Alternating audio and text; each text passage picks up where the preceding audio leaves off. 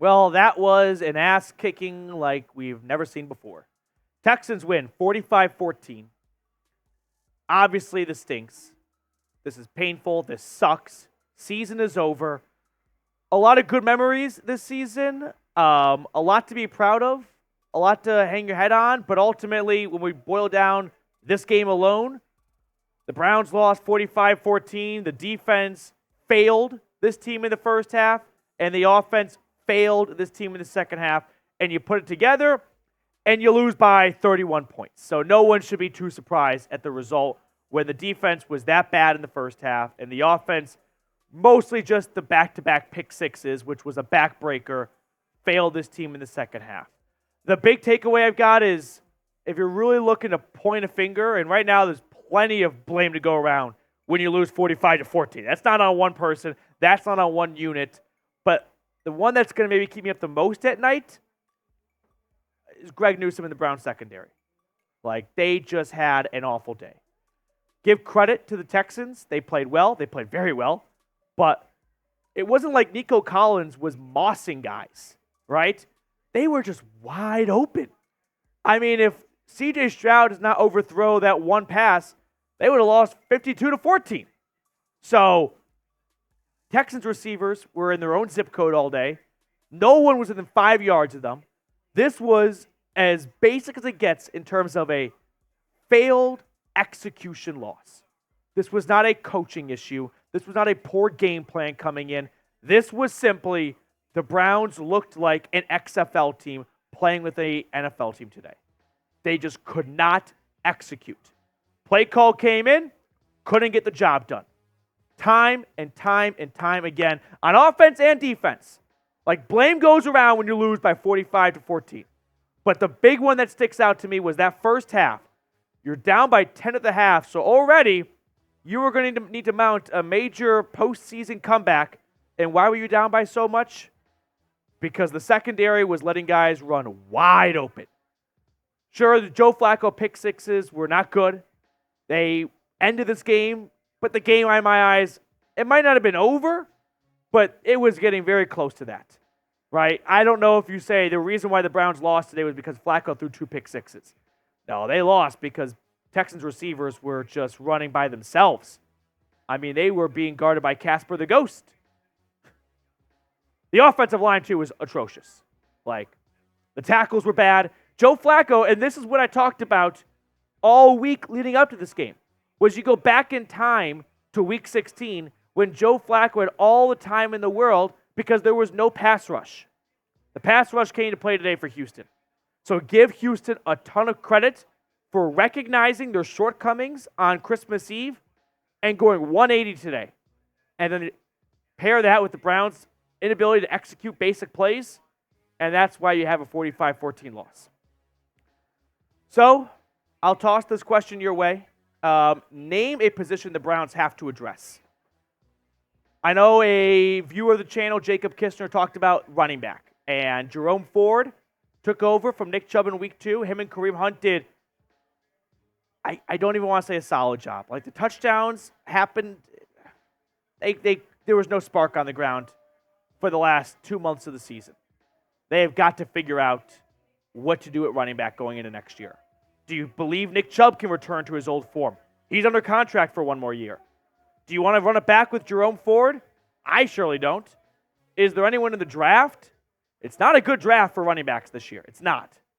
So I've got my issues with this team. I've got my problems with this team, and running back is high up on that list.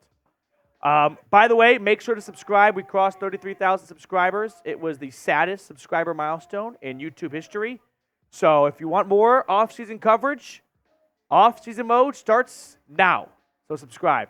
Let's talk Stroud. He was terrific. He didn't play the first go-around, but he's been terrific all season long, and he's been extremely accurate and extremely smart with the football. So how are you going to overcome that? To me, it was pressure. Make him uncomfortable in the pocket. Ultimately, he was not sacked all day. He did a great job of navigating the pocket. And he was having an incredible incredible run of quick passes for big gains. Usually when you've got a superstar quarterback, the defense tries to force quick passes, right? And you try to overcome like edge rushers like Myles Garrett and Watt and the best in the league by getting the ball out quick so that they can't get to the quarterback. But the downside of quick passes is you don't get the big chunk plays. The Texans were getting the ball out quick and they were getting big chunk plays. Those two can't go together. If they go together, you are F-U-C-K-E-D. And that's why we lost 45-14. Flacco today, 34 for 46. Up until the pick six, is like I thought Flacco was playing fine. They were down by 10 at the half. It was 24-14, and it was not the offense's fault, right? That's not on Joe. He put up 14 points in the first half. Ultimately, the first pick six was a little bit of like bad decision and a little bit unlucky because Nelson had a 70-yard convoy return. Usually you don't get 70-yard pick sixes. The second pick six was just 100% a bad throw and a bad decision by Flacco at a bad spot on the field. And Houston capitalized on it.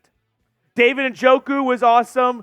I mean, I don't think anyone can be awesome today. So Njoku had a big play in the first half that really gave the Browns a jolt offensively.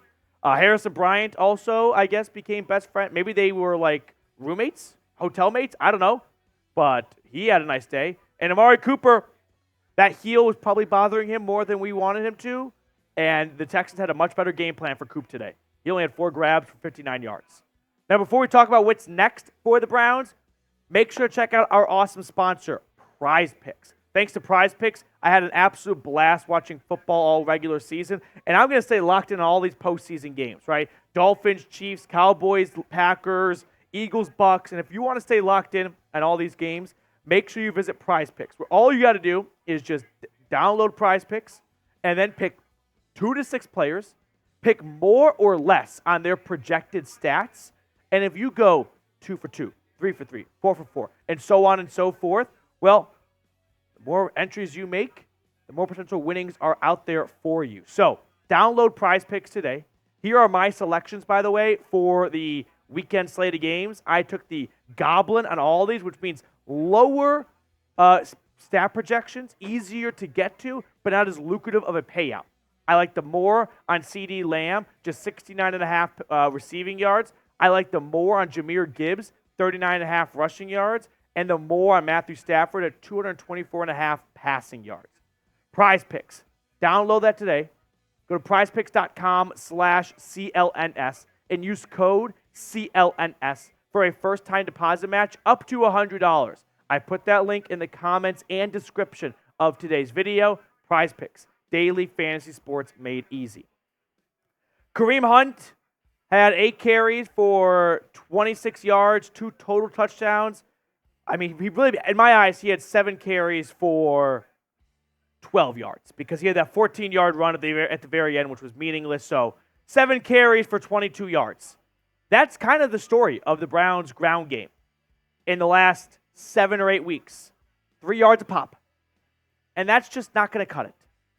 And for the Browns' offensive line to be just this ineffective and the running back room to just be tripped up after arm tackles and have no burst, it put a lot of pressure on Joe Flacco, and ultimately it hit a boiling point. Jerome Ford, he was nothing today. 9 carries, 17 yards. He had 8 carries for 10 yards if you remove 1 run. Like, this ground game had nothing today. It had absolutely nothing. So for the Browns now, we enter the offseason. I've got 3 things I want the Browns to really kind of hone in on this offseason. Okay? Number 1 is don't burn the tape from this. Like, this needs to be learned from. This needs to be used as motivation and as fuel for the entire offseason to go into 2024 ready to roll.